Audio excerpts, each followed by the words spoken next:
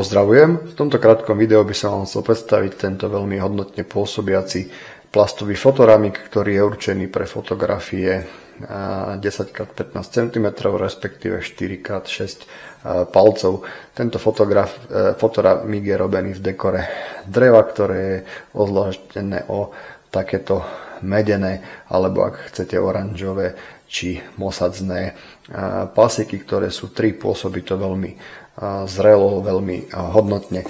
To umiestnenie toho fotoramika je jednoduché pomocou tejto drevenej MDF nožičky,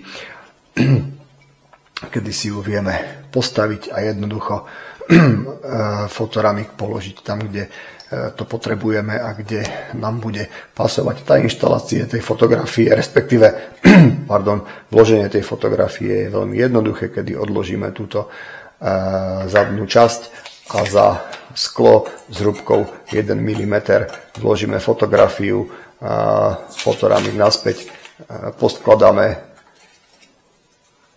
a je pripravený na robenie radosti našej domácnosti.